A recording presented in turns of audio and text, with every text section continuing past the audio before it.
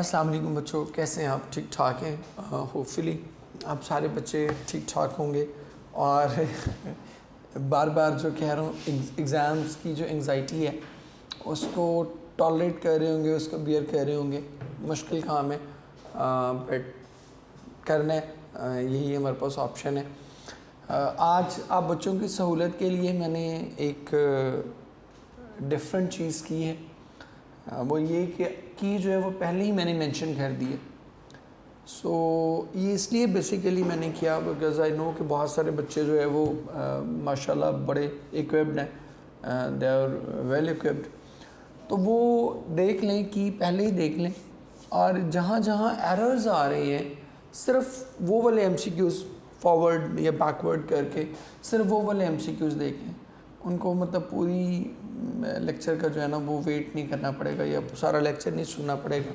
Straight away वो पहले की देख लें, उसके बाद जहाँ जहाँ उनको कहीं इशू आ रहा है वो उस तरीके से अपने उस MCQ को रेलेवेंट MCQs को देख लेंगे और बहुत सारा टाइम जो है वो उनका बच जाएगा। वही काम जो पौने घंटे में उन्हें वो काम इजीली वो 5-6 मिनट 7 मिनट में कर लेंगे।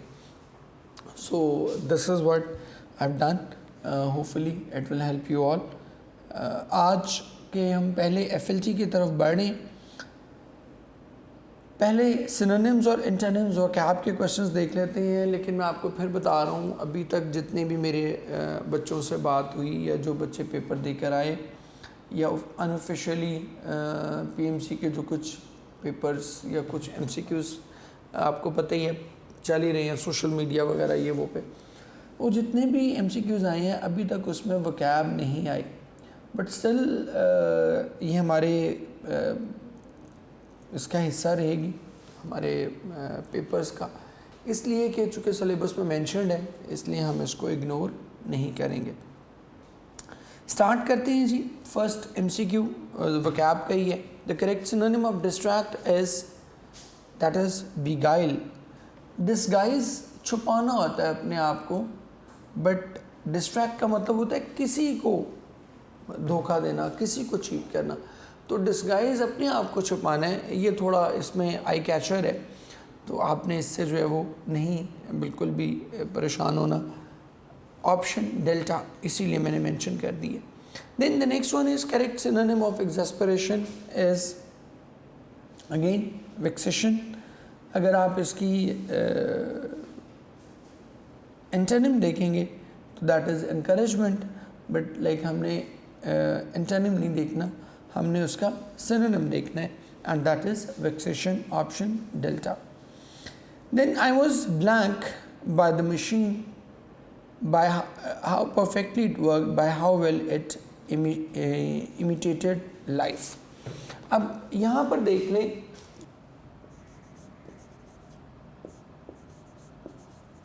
was were अगर पैसिव फॉर्म में आ रहा है तो उसके बाद हमें अंडरस्टूड है कि हम क्या यूज़ करेंगे, we will use third form of verb.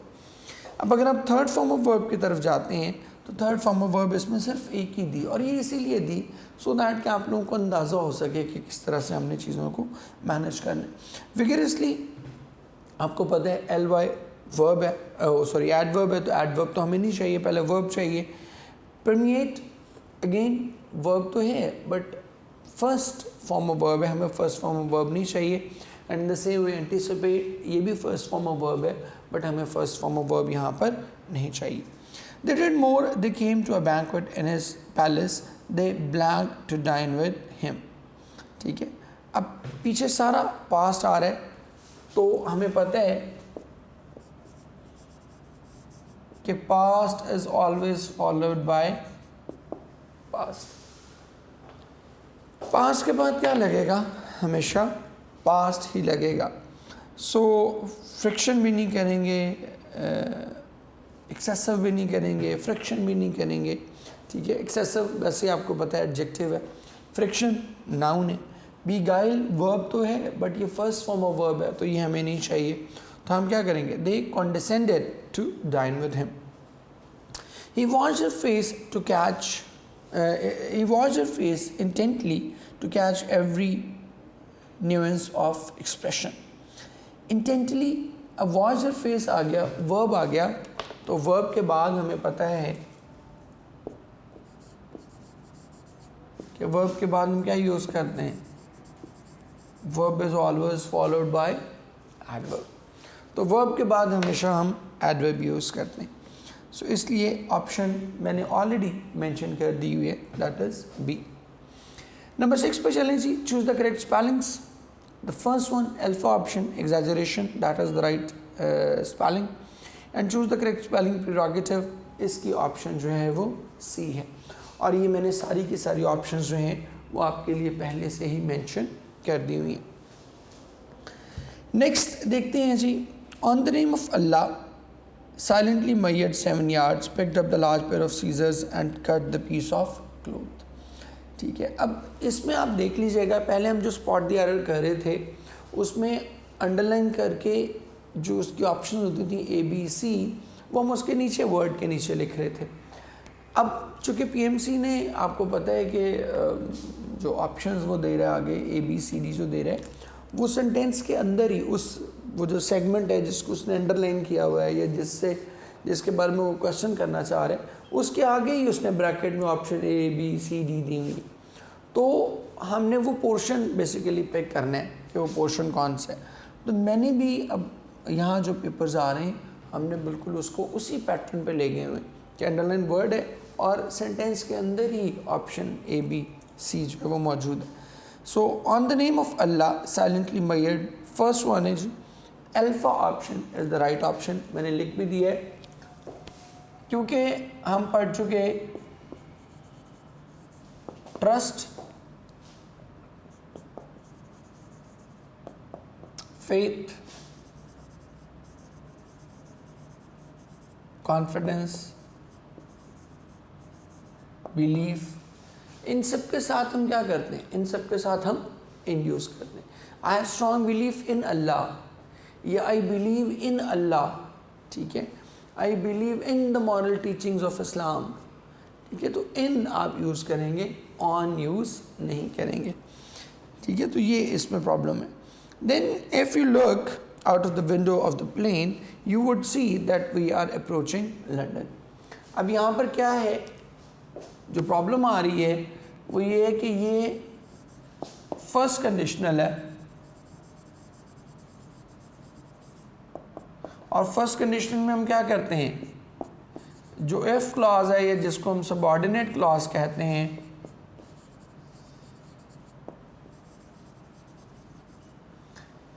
If clause जो है ये आती है प्रेजेंट में प्लस मेन क्लॉज आती है फ्यूचर में।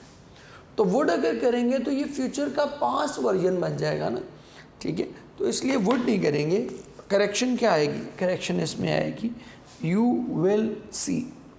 Okay, I will feel so light as a feather at least for some years to come. अब सो हमने पढ़ा था कि सो और एज हम नेगेशन के लिए इस्तेमाल करते हैं, हालांकि यहाँ पर वो निगेट नहीं कर रहा। तो फिर प्रॉब्लम कहाँ आएगी, प्रॉब्लम इसमें सो में ही है। क्या आएगा, I will feel as light as a feather, कि मैं ख़ुद को इतना ही हल्का फुल्का महसूस करूँगा जैसे कोई पर होता है। और मैंने ऑप्शन आप बच्चों के लिए ऑलरेडी अल्फा ऑप्शन लिख दी है। However direct he grasped the fact that his education was a great drain on the family funds। अब डायरेक्ट नहीं आएगा, ग्रास्प को बेसिकली क्वालिफाई करना है, वर्ब को क्वालिफाई करना है, तो क्या आएगा, दैट विल बी डायरेक्टली। ठीक है, इसको लिख भी देता हूँ इधर कि वर्ब को क्वालिफाई करने के लिए क्या चाहिए, वी नीड एडवर्ब। सो इसलिए वो नहीं आएगा। नंबर 11 की ऑप्शन मैंने आप बच्चों के लिए पहले ही अल्फा ऑप्शन मार्क कर दी हुई है। सेकंड चंक पे आते हैं जी, अपने इसके थर्ड पे, सॉरी बल्कि, if the books were catalogue last week why haven't they been placed on the shelf होगा, इन द शेल्फ नहीं होगा। इसकी रीज़न सुन लें।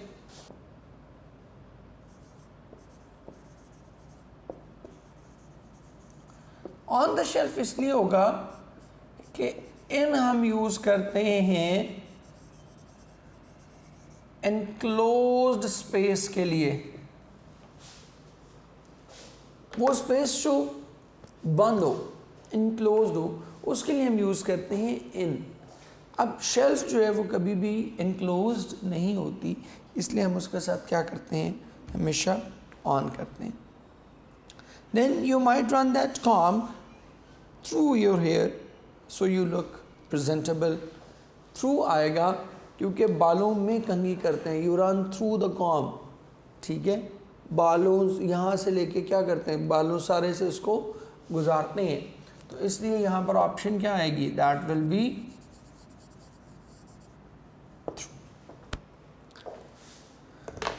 आगे बढ़ते हैं जी।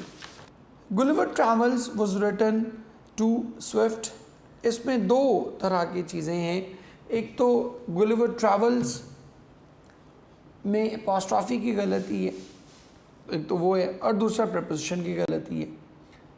एक और भी गलती बन सकती थी, Gulliver Travels were written, subject verb agreement की गलती भी बन सकती थी। तो इन दोनों सूत्रों में आपको याद रखना है कि Gulliver's travels is a name of a book, एक किताब का नाम है, तो ये वर नहीं होगा, क्या होगा, वॉज होगा। दूसरी तरफ क्या है कि इट वॉज रिटन टू नहीं है, बुक किसी को नहीं लिखी जाती, किसी की जानिब से लिखी जाती है। तो Gulliver's Travels was written by Swift, Jonathan Swift, बड़े नोटेड राइटर। नंबर 14, मैंने MCQ आप बच्चों के लिए ऑलरेडी मार्क कर दिया। You do not, so you don't, so I suggest you should believe me. I should also warn you, I can tell what's inside. Past subjunctive नहीं है, ये present subjunctive है, so हम should वगैरह use नहीं करेंगे। जब suggest कर दिया, वैसे भी logically भी गलत है। आप ये देखें, जब आप suggest कर रहे हैं then no need of should। जब आप इसको सजेस्ट कर रहे हैं तो फिर शुड की ज़रूरत नहीं है, क्योंकि सजेस्ट का मतलब भी तो शुड ही है ना, सजेस्ट का मतलब भी सजेशन है और शुड का मतलब भी सजेशन है।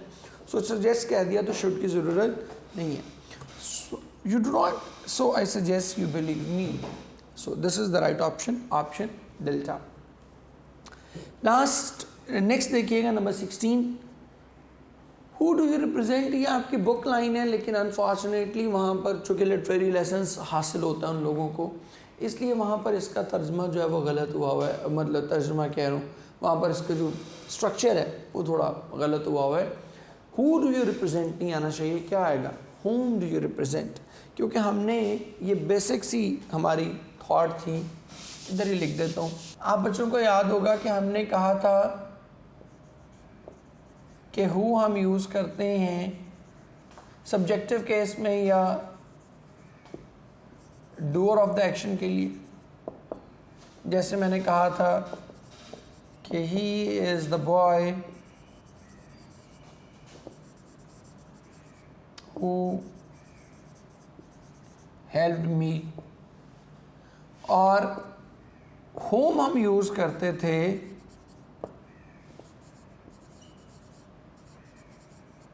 रिसीवर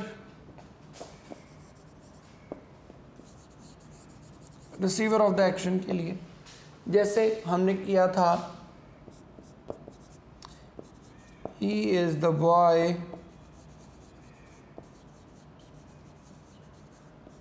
whom I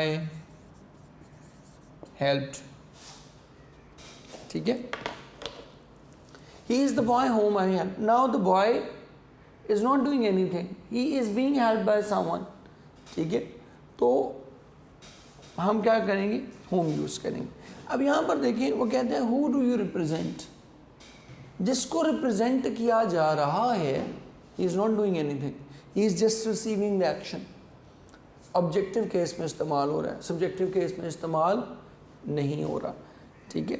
सो इसलिए हम क्या करेंगे, हु डू यू रिप्रेजेंट नहीं करेंगे, बल्कि क्या करेंगे, whom do you represent करेंगे। Then Mr. Hubert, the old man, remembered, understood and flushed with anger। First option जो है वो सही है। पैरेलल स्ट्रक्चर का बेसिकली एरर है कि अगर पास्ट है तो it will always be followed by past, तो alpha option will be the right option. मैंने आप बच्चों के लिए इसको मार्क भी कर दिया हुआ। नंबर 18 पे चलते हैं जी। Quite automatically I sprang back from the wall and began walking on from it with it है, ठीक है जी। सो ऑप्शन जो है बिगैन वॉकिंग ऑन विद, कि उसके साथ साथ मैंने जो है वो चलना शुरू कर दिया। वॉकिंग इन भी नहीं हो सकता, वॉकिंग अबाउट भी नहीं हो सकता, तो वॉकिंग ऑन, वॉक ऑन हम पहले भी कर चुके। ऑन बेसिकली डिनोट करता है कॉन्टिन्यूएशन को, कि आप किसी चीज़ को क्या कर रहे हैं, कंटिन्यू कर रहे हैं। जैसे हम कहते हैं कीप ऑन, जैसे हम कहते हैं कैरी ऑन, जैसे हम कहते हैं मूव ऑन, ठीक है। तो ये इसको इस कॉन्टेक्स्ट में हम यूज़ करते हैं। तो वॉकिंग ऑन कि मैं उस एम्बैकमेंट वॉल से पीछे हटा, ऑन डिस्ट्रॉइंग बुक की लाइन है कि उससे मैं पीछे हटा और मैंने क्या किया, उसके साथ साथ चलना शुरू कर दिया। The cream color rose which adorned the lapel of his overcoat had slipped. ये बेसिकली रिलेटिव प्रोनाउन की प्लेसमेंट का एरर है। पहले में आप देखें हमने एक बेसिक सी चीज़ की थी, उधर लिख भी देता हूँ आप बच्चों के लिए।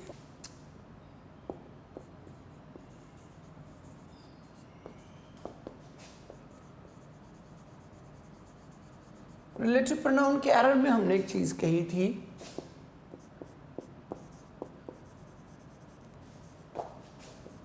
कि इट मस्ट बी यूज्ड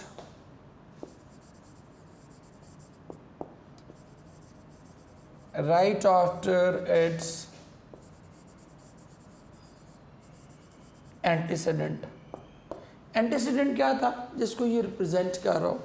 तो अब यहाँ पर क्रीम कलर रोज़ को बेसिकली लिंक आपने करना है, उसको रिलेट करना है। तो क्रीम कलर रोज़ के फ़ौरन बाद आएगा विच हैड स्लिप्ड, ठीक है। The cream colour rose which adorned had slipped, इसमें ये गलती है। विच अडोन्ड द लेपल है ना बेसिकली, तो the cream colour rose which adorned the lapel of his overcoat had slipped. तो ऑप्शन हमने ऑलरेडी मेंशन कर दिया बच्चों के लिए, दैट इज चार्ली। नेक्स्ट देखिएगा, is then figure worn with age was made most melancholy, ठीक है। अब मोस्ट खाली तो नहीं आ सकता, या तो द मोस्ट आएगा या अ मोस्ट आएगा, तो इस तरीके से करेंगे। बीटा ऑप्शन में देखें ऑल द मोस्ट नहीं होता, ऑल द मोर होता है। Next Charlie option all more है, आर्टिकल मिसिंग है उसमें। एंड लास्ट वन बिल्कुल करेक्ट है, his thin figure was made all the more melancholy by the tight fitting uniform. So ये हमारा इंग्लिश का पोर्शन जो है कंप्लीट हुआ। अब हम चलते हैं अपने नेक्स्ट पोर्शन की तरफ, that is logical reasoning. First one देखें जी, 9, 12, 11, 14, 13, 16 और 15। अब ये चल क्या रहा है, 2 सीरीज है बुनियादी तौर पर।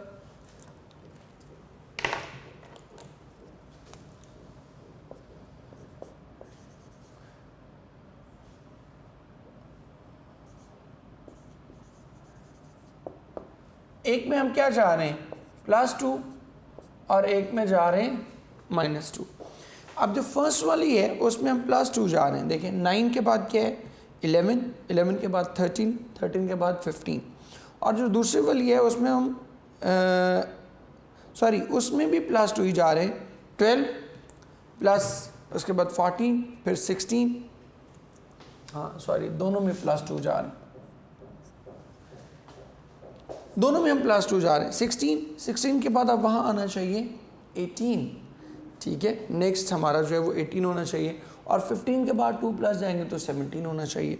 तो इस हवाले से हमारा कॉम्बिनेशन बनेगा ईटा 18 एंड 17। नेक्स्ट देखिएगा बेटे 75, 65, 85, 55, 45, 85। 85 जो है इसमें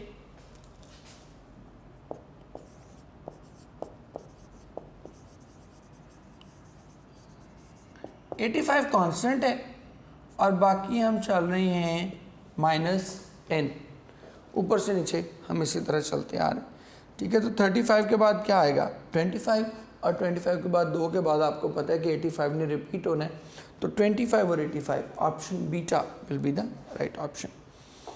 इसके बाद देखिए नेक्स्ट वन DEF 2, ठीक है। इसके बाद इसमें हमारी ऑप्शन जो है दैट विल बी डेल्टा।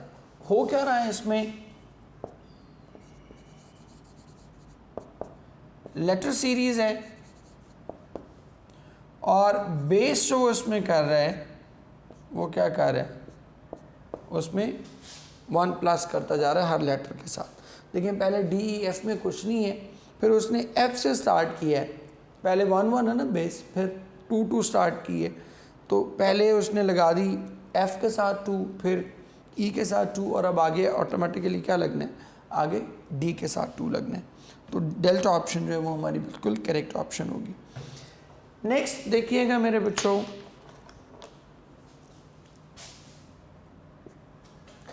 ये 2 सीरीज हैं,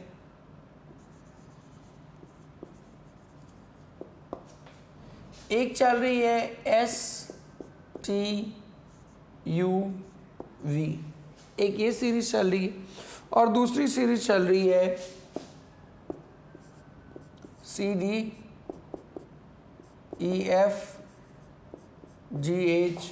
अब आगे V के साथ क्या आना है, सो ये इस तरह से कॉम्बिनेशन बन रहा है, और V के बाद क्या आएगा, दैट विल बी IJ। सो उसी हिसाब से हमारी जो उधर ऑप्शन मैंने आपके लिए मेंशन की, दैट इज ऑप्शन C। अब आगे चलते हैं जी, डिफरेंट जो आपके पेपर में बहुत रिपीटेडली क्वेश्चंस आ रहे हैं, कोर्स ऑफ एक्शन के हवाले से, ये कॉज एंड इफेक्ट के हवाले से बहुत क्वेश्चंस ऐड किए हैं इसमें। Most of those who study in premier engineering colleges in Pakistan migrate to developed nations for better prospects in their professional pursuits. Courses of action क्या हो सकती हैं जी, all the students joining these colleges should be asked to sign a bond at the time of admission to the effect that they will remain in Pakistan at least for 10 years after they complete education. And all those students who desire to settle in the developed nation should be asked to pay entire cost of their education which the government subsidizes. कि 2 चीज़ें हो सकती हैं, एक तो वो पढ़ के फ़ौरन बाहर भाग जाते हैं, तो क्या किया जा सकता है, एक तो ये किया जा सकता है कि उनको बाउंड किया जाए, कोई ऐसा उनसे श्योरिटी बॉन्ड ले लिया जाए कि आप 10 साल पाकिस्तान ही में काम करेंगे, एक तो ये किया जा सकता है। दूसरा क्या किया जा सकता है कि उनको कहा जाए कि भी अपने जो फ़ी जो तुमने पे की, जो हमने सब्सिडाइज्ड रेट पे तुम्हें दिए सारी सर्विसेज नहीं, वो फ़ी जो है वो क्या करो, वापस डिपॉजिट कर दो। तो देखिए इसमें पहली ऑप्शन वैसे तो लॉजिकली तो सही लगती है, लेकिन इसमें एक प्रॉब्लम ये है कि आप किसी भी इंसान को अगेंस्ट हिज विल बाउंड नहीं कर सकते। It is impossible for any individual, ठीक है। आपके जो ह्यूमन राइट्स हैं वो भी आपको ये अलाउ नहीं करते कि आप किसी भी इंसान को beyond his wish, without his wish उसको रिस्ट्रिक्ट कर दें। तो इसलिए हमारे पास जो ऑप्शन बनेगी that will be option 2, only 2 follows. हाँ, ये उनसे कहा जा सकता है कि भाई अगर आपको बहुत बाहर जाने का शौक़ है, वहाँ सर्व करने का शौक़ है, तो फिर आप यहाँ जो आप पे इन्वेस्टमेंट की गई है, जो गवर्नमेंट ने आप पे इन्वेस्ट किया है, उसको वापस कर दिया जाए। नेक्स्ट देखें जी, there is an unprecedented increase in migration of villagers to urban areas as repeated crop failure has put them into precarious financial situations. The villagers should be provided with alternate source of income in their villages which will make them stay put. The migrated villagers should be provided with jobs in the urban areas to help them survive. ठीक है, अब इसमें क्या होगा, मतलब एक तरफ वो कह रहे हैं कि जी चूँकि हर बार फसलें तबाह हो जाती हैं, फसलें नहीं पक पाती उस तरह से, तो आप इनको जो है ना मतलब यहीं कुछ फैसिलिटेट करें, गांव में कोई अल्टरनेट उनके लिए सोर्स आप डेवलप करें। और दूसरी तरफ वो कह रहे हैं कि जी जो लोग शहर चले गए हैं उनको भी आप वहाँ जाके फैसिलिटेट करें। अब देखिए इसमें हमारी जो ऑप्शन बनेगी, मैंने मेंशन भी की हुई है, that will be option alpha. उसकी रीज़न ये है कि अगर आप उनको फैसिलिटेशन इन द सिटी करेंगे ना,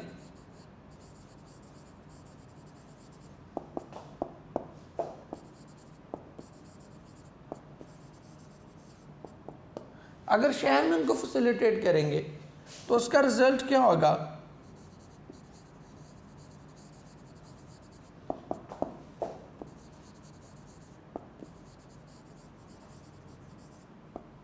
अगर हम उनको शहर में फैसिलिटेट करना शुरू कर देंगे तो इस तरह तो माइग्रेशन बढ़ जाएगी ना, माइग्रेशन कम तो नहीं होगी, बिकॉज वो लोग फील करेंगे कि यहाँ पर तो हम तबाह होते हैं, फसलें ख़राब हो जाती हैं, फसलें बर्बाद होती हैं, तो हम भी डूब जाते हैं।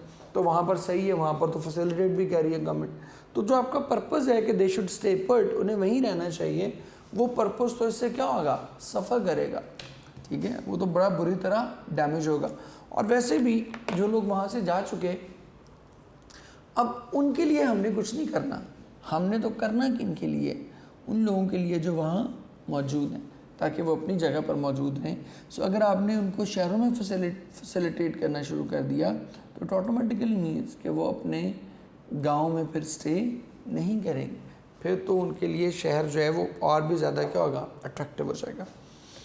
नेक्स्ट देखिए जी, all roads are poles and no poles as a house, कि सारे जो रोड्स हैं वो पोल्स हैं और कोई भी पोल जो है वो हाउस नहीं है। सम रोड्स आर हाउसेस, नहीं पॉसिबल, क्योंकि उसकी रीज़न क्या है? पहले उसने यूनिवर्सल प्रीमाइस दे दिया ना आपको कि ऑल रोड्स आर पोल्स, तो इसका मतलब है एक भी घर जो है वो एक भी रोड जो है वो हाउस नहीं बन सकता, क्योंकि सारे के सारे रोड्स क्या हैं? दे हैव बिकम, ये देखें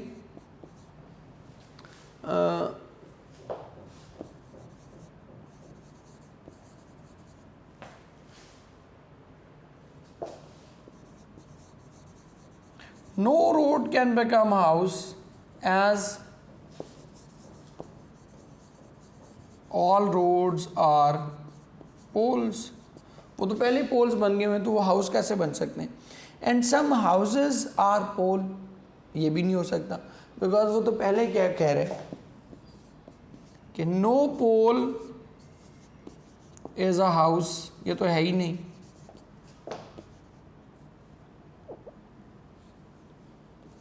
So it is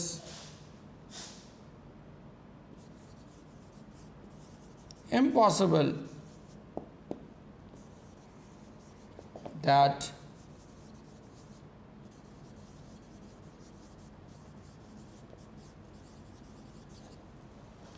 ये मुमकिन नहीं है कि कुछ हाउसेस जो हैं वो क्या हों?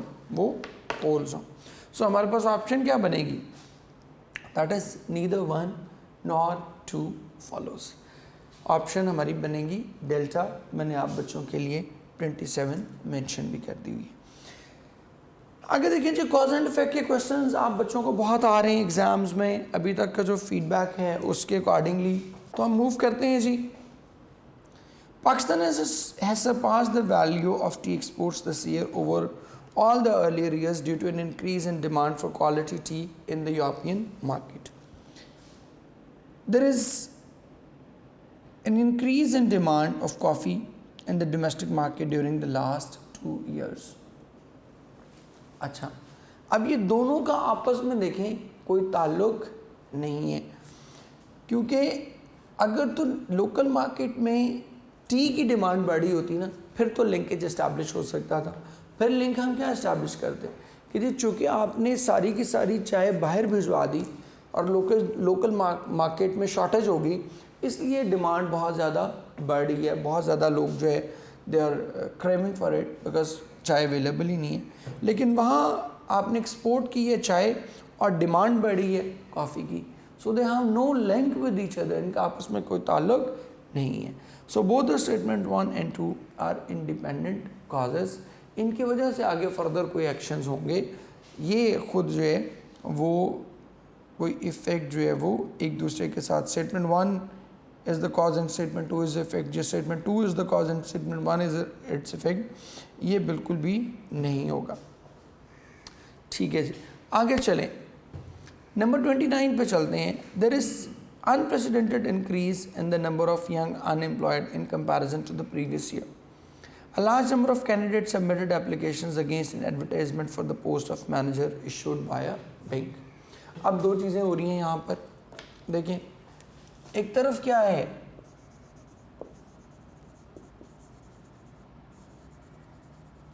Unemployment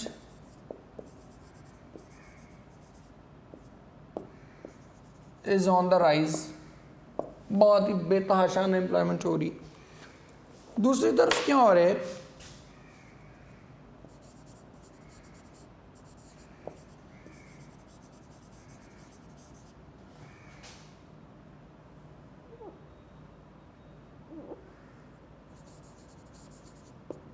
many a candidate is applying for a post। तो अब यहाँ पर बड़ा क्लियर है कि this one is the cause and this one is its effect. कि जाहिर बात है जब एम्प्लॉयमेंट होगी अनएम्प्लॉयमेंट होगी मार्केट में, बहुत ही ज़्यादा बेरोज़गारी हो जाएगी, तो फिर क्या होगा कि कोई एक छोटी सी पोस्ट भी आएगी, या इवन बड़ी पोस्ट है, छोटी पोस्ट का मकसद नहीं है, कोई एक भी पोस्ट आएगी तो बहुत ज़्यादा लोग क्या करेंगे, उस एक पोस्ट के अगेंस्ट अप्लाई कर देंगे। लास्ट वन देखिएगा, the government has imported large quantities of sugar as per trade agreement with other countries. The prices of sugar in the domestic market have fallen sharply in the recent months. ठीक है, अब ये देखें, statement 1 is the cause and statement 2 is its effect. जो अगर वो बाहर से बहुत ज़्यादा चीनी इंपोर्ट कर लेगी तो जो लोकल मार्केट में चीनी पड़ी हुई है वो क्या होगी, वो बिल्कुल नीडलेस हो जाएगी, उसकी हमें कोई और ज़रूरत फिर बाकी नहीं रहेगी। सो इसलिए यहाँ हम क्या कहेंगे कि statement 1 is the cause and statement 2 is its effect. So इसी हवाले से हमारी ऑप्शन बनेगी अल्फ़ा, क्योंकि वो बाहर से चीनी इंपोर्ट कर रहे हैं, जब स्टॉक ज़्यादा हो जाएगा, क्वांटिटी अवेलेबल सप्लाई ज़्यादा हो जाएगी, तो डिमांड ऑटोमेटिकली क्या होगी, डिमांड ऑटोमेटिकली कम होगी, और कम होगी तो प्राइसेस ऑटोमेटिकली क्या करेंगी, फॉल कर जाएंगी। ले मेरे बेटे, ये आपका FLP और फर्स्ट वन, आई होप आप सारे बच्चों ने बहुत अच्छे मार्क्स स्कोर किए होंगे, और अल्लाह ने चाहा तो जो बाकी बच्चे रह गए वो भी बहुत अच्छा स्कोर करेंगे। एक चीज़ मैं आप सब बच्चों से ज़रूर कहूँगा, पहले भी कही थी, सोशल मीडिया से ग्रुप्स, आप लोगों के अपने जो ग्रुप्स बने हुए हैं उनसे ख़ुद को काफ़ी दूर रखें, फोकस रखें, उसमें अच्छी चीज़ मिल जाती है आपको, नो डाउट, कोई क्वेश्चन डिस्कस हो गया, कुछ हो गया, लेकिन मेजॉरिटी ऑफ द टाइम उसमें एंग्जाइटी आपको मिलेगी, डिप्रेशन मिलेगा। वो बच्चे जो किसी भी वजह से for any reason whatsoever perform नहीं कर पाए, वो आके ना आपके लिए भी परेशानी मचा देंगे कि जी पता नहीं क्या हो गया। ठीक है, ये कहीं ना कहीं कुछ ना कुछ जो गड़बड़ है उसको नज़रअंदाज नहीं किया जा सकता। ठीक है, या मतलब उसको मतलब एक जो कहीं मिसमैनेजमेंट जिसको आप कहते हैं वो है कहीं ना कहीं, अपेरेंटली हम सबको ही नज़र आ रहा है, बट हमने उसको सर पे सवार नहीं करना। जो गिवन सिचुएशन है, जो हमारे पास मौजूद है, देखिए एक बात मैं आप बच्चों से क्लासेस में भी कहता रहा हूँ, यहाँ भी कह रहा हूँ, जो मौजूद है उसके अंदर रह के फाइट करना है। जो चीज़ ला हासिल है, जो इम्पॉसिबल है, उसको हमने डिस्कस नहीं करना। मतलब जो PMC ये कर दे, PMC वो, ये सारी वो चीज़ें हैं जो बियॉन्ड योर लिमिट है, बियॉन्ड योर रीच है, ला हासिल है। वही जो मैं कहता होता हूँ एक वर्ड टिपिकल उर्दू का, ये ला हासिल है। मतलब इन पे हम सुबह शाम जितनी मर्ज़ी बहस करेंगे, इससे कुछ हासिल होने वाला। सो जो गिवन सिचुएशन है, गिवन सर्कमस्टांसेस हैं, उनको जहन में रखें और अपना बेस्ट दें। इंशाअल्लाह आई एम वेरी होपफुल, अल्लाह ताला ने चाहा तो अल्लाह आप सब बच्चों को बहुत कामयाबियों से नवाजेगा, और इंशाअल्लाह आप लोग बहुत अच्छा स्कोर करेंगे। इसी दुआ के साथ कि आप बच्चे बहुत खुश रहें, कामयाब हों, और खुशी खुशी हमें आकर अपनी कामयाबियों की ख़बरें दें। सब बच्चों के लिए बहुत सी दुआएं, जीते रहें, खुश रहें। अल्लाह हाफ़िज़।